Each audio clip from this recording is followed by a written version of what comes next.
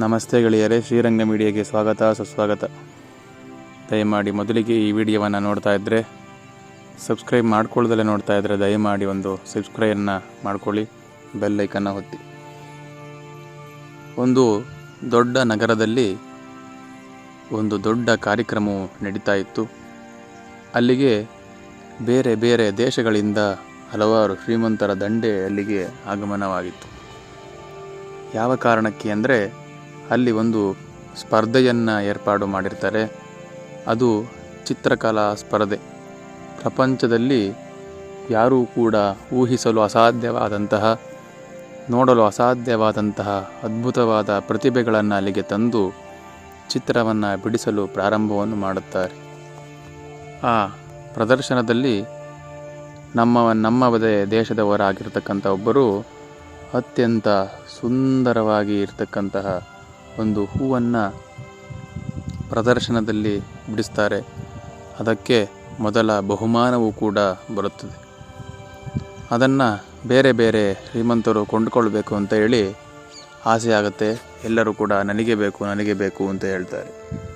ಆದರೆ ಒಂದೇ ಒಂದು ಪ್ರತಿಭೆ ಇದ್ದಂಥ ಸಂದರ್ಭದಲ್ಲಿ ಆ ಚಿತ್ರಪಟವನ್ನು ಯಾರಿಗೂ ಕೂಡ ಕೊಡಲು ಅಸಾಧ್ಯವಾಗುತ್ತೆ.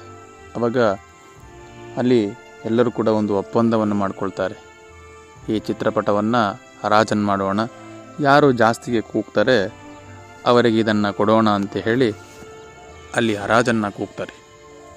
ಆ ಹರಾಜಿನಲ್ಲಿ 1 ಕೋಟಿ ರೂಪಾಯಿ ಬೆಲೆ ಬಾಳುವಷ್ಟು ಆ ಚಿತ್ರಪಟವು ಕೂಗ್ತಾರೆ. ಅಲ್ಲಿ ಒಬ್ಬ ಶ್ರೀಮಂತರು ಅದನ್ನು ಕೊಂಡುಕೊಂಡು ಬಂದು ಅದನ್ನು ತನ್ನ ಮನೆಯಲ್ಲಿ ಹಾಕಿರ್ತಾರೆ. ತಮ್ಮ ಮನೆಗೆ ಯಾರೇ ವ್ಯಕ್ತಿಗಳು ಕೂಡ ಬಂದರೂ ಕೂಡ ಅದನ್ನು ತೋರಿಸಿ ಅತ್ಯಂತ ಆನಂದವನ್ನು ಪಡ್ತಾ ಇರ್ತಾರೆ. ಹೊರಗಡೆ ಇರ್ತಕ್ಕಂಥ ವ್ಯಕ್ತಿಗಳನ್ನು ಕೂಡ ಕರೆದುಕೊಂಡು, ನಾನು ಇದಕ್ಕೆ 1 ಕೋಟಿ ರೂಪಾಯಿಯನ್ನು ಕೊಟ್ಟು ತಂದಿದ್ದೇನೆ, ನಾನು ಸಂತೋಷವಾಗಿದ್ದೇನೆ, ನೋಡಿ ಎಷ್ಟು ಚಂದವಾಗಿದೆ ಅಂತ ಹೇಳಿ ಅದನ್ನು ತೋರಿಸ್ತಾ ಇರ್ತಾರೆ. ಅಲ್ಲಿಗೆ ಒಬ್ಬ ಸನ್ಯಾಸಿಗಳು ಆ ಊರಿಗೆ ಪ್ರವಚನಕ್ಕೆಂದು ಬಂದಿರ್ತಾರೆ. ಪ್ರವಚನಗಳು ಎಲ್ಲ ಮುಗಿದ ನಂತರ ಆ ಶ್ರೀಮಂತರ ಮನೆಯಲ್ಲಿಯೇ ಊಟ ಉಪಚಾರಕ್ಕಾಗಿ ಅವರನ್ನು ಕರೆದುಕೊಂಡು ಬರ್ತಾರೆ. ಮಾಧ್ಯಾಹ್ನಿಕವಾದಕ್ಕಂತಹ ಕಾರಣಕ್ಕೆ ಆ ಸನ್ಯಾಸಿಗಳಿಗೆ ಪಾದಗಳಿಗೆ ನೀರನ್ನು ಕೊಟ್ಟು ಅವರ ಮನೆಗೆ ಕರೆದುಕೊಂಡು ಬಂದು ಮೊದಲಿಗೆ ಈ ಚಿತ್ರಪಟವನ್ನು ತೋರಿಸ್ತಾರೆ. ಸನ್ಯಾಸಿಗಳು ಸ್ವಲ್ಪ ತುಸುನಕ್ಕು ಅವರ ಮನೆಯಿಂದ ಊಟವನ್ನು ಮಾಡದೆ ಹಿಂದೆ ಇರತಕ್ಕಂತಹ ಒಂದು ತೋಟಕ್ಕೆ ಹೋಗ್ತಾರೆ. ಅಲ್ಲಿ ಸಸ್ಯ ಸಮೃದ್ಧಿಯಾಗಿರ್ತಕ್ಕಂತಹ ನಾನಾ ಬಗೆಯ ಹೂವುಗಳನ್ನು ಕಂಡು ಮೈ ರೋಮಾಂಚನವಾಗಿ ಅಲ್ಲಿಯೇ ಕುಳಿತುಕೊಳ್ತಾರೆ. ಸರಿ, ಶ್ರೀಮಂತನು ಯಾವತ್ತೂ ಕೂಡ ಆ ತೋಟಕ್ಕೆ ಹೋಗಿರುವುದಿಲ್ಲ. ಸೇವಕರಿದ್ದಾರೆ, ಅವರು ನೋಡ್ಕೊಳ್ತಾರೆ ಅಂತೇಳಿ ಅಲ್ಲಿಗೆ ಹೋಗ್ತಾನೆ ಇರಲಿಲ್ಲ. ಈ ಸನ್ಯಾಸಿಯನ್ನು ಕಂಡು ಅವರು ಕೂಡ ಅವರಿಂದು ಹಿಂದೆ ಅಚಾನಕ್ಕಾಗಿ ಆ ತೋಟಕ್ಕೆ ಹೋಗ್ತಾರೆ.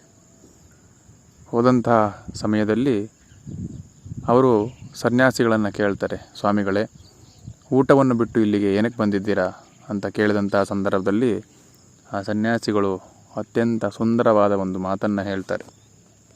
ನೀವು ಎಷ್ಟೋ ಕೋಟಿಗಟ್ಟಲೆ ಹಣವನ್ನು ಕೊಟ್ಟು ಈ ಚಿತ್ರಪಟವನ್ನು ಇಲ್ಲಿಗೆ ತಂದಿದ್ದೀರಾ, ಆದರೆ ಆ ಭಗವಂತನೇ ಅದಕ್ಕಿನ್ನಲೂ ಕೂಡ ಚೆನ್ನಾಗಿ ಇರ್ತವಂತಹ ನಿಜವಾದಂತಹ ಪುಷ್ಪಗಳನ್ನು ನಿಮ್ಮ ತೋಟದಲ್ಲಿಯೇ ಕೊಟ್ಟಿದ್ದಾನೆ.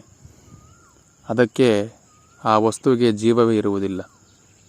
ಇದರಿಂದ ವಾಸನೆಗಳು ಇರುತ್ತದೆ. ಅದನ್ನು ಆಹ್ಲಾದವನ್ನು ಮಾಡಿಕೊಂಡು ಮನಸ್ಸಿಗೆ ರೋಮಾಂಚನವಾಗುತ್ತದೆ. ನೀನು ಪ್ರೀತಿಸುವ ದೇವರ ಮೇಲೆ ಹೂವನ್ನು ಬಿಟ್ಟು ಆ ಭಗವಂತನನ್ನು ನೋಡಿ ನೀನು ಕೂಡ ಸಂತೋಷವನ್ನು ಪಡಬಹುದು.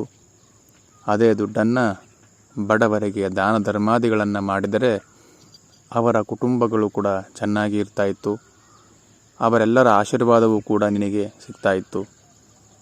ಆನಂತರ ಈ ಪುಷ್ಪವನ್ನು ಕೂಡ ನೀನು ನೋಡಿ ಸಂತೋಷದಿಂದ ಇರಬಹುದಾಯಿತು. ನೀನು ಮಾಡಿರುವುದು ತಪ್ಪು ಅಂತ ಹೇಳಿ ಹಲವಾರು ಹಿತನುಡಿಗಳನ್ನು ಅವರು ಹೇಳ್ತಾರೆ. ಈ ಕಥೆಯ ಸಾರಾಂಶ ಏನು, ನಾವೇನನ್ನು ತಿಳ್ಕೋಬೇಕು ಅಂದರೆ, ಭಗವಂತನು ನಮಗೆ ಎಲ್ಲದನ್ನು ಕೂಡ ಕೊಟ್ಟಿರ್ತಾನೆ. ಆದರೆ ಯಾವ ವಿಚಾರಕ್ಕೆ, ಯಾವ ವಸ್ತುಗೆ ನಾವು ಎಲ್ಲಿ ಖರ್ಚನ್ನು ಮಾಡಬೇಕು ಅನ್ನುವುದನ್ನೇ ನಾವು ಕಳೆದುಕೊಳ್ತೀವಿ. ಸರಿಯಾದ ಸಮಯಕ್ಕೆ ಸರಿಯಾದ ವಸ್ತುವಿನ ಮೇಲೆ ನಾವು ಹಣವನ್ನು ವ್ಯಯವನ್ನು ಮಾಡಿದರೆ ನಾವು ಕೂಡ ಚೆನ್ನಾಗಿರ್ತೀವಿ, ನಮ್ಮ ಸಂಸಾರವೂ ಕೂಡ ಚೆನ್ನಾಗಿರುತ್ತೆ. ವಿಶೇಷವಾಗಿ ಇದ್ದಿದ್ದರಲ್ಲೇ ನಾವು ತೃಪ್ತಿಯನ್ನು ಪಡಬೇಕು. ಜೀವ ಇಲ್ದಲೆ ವಸ್ತುಗಳಿಗೆ ನಾವು ಅಷ್ಟೊಂದು ಆಸಕ್ತಿಯನ್ನು ಕೊಡಬಾರದು. ವಿಶೇಷವಾಗಿ ಜೀವವಿರುವ ವ್ಯಕ್ತಿಗಳು, ನಮ್ಮ ಅಣ್ಣ, ತಮ್ಮ, ತಂದೆ, ತಾಯಿಗಳ ಜೊತೆ ಹತ್ತಿರ ನಾವೆಲ್ಲರೂ ಕೂಡ ಸಂತೋಷದಿಂದ ಇದ್ದು ನಾವೆಲ್ಲರೂ ಕೂಡ ಆ ಪ್ರಕೃತಿ ಮಾತೆಗೆ ಒಂದು ನಮನವನ್ನು ಸಲ್ಲಿಸಿ ನಾವೆಲ್ಲರೂ ಕೂಡ ಚೆನ್ನಾಗಿರೋಣ ಅಂತ ಹೇಳಿ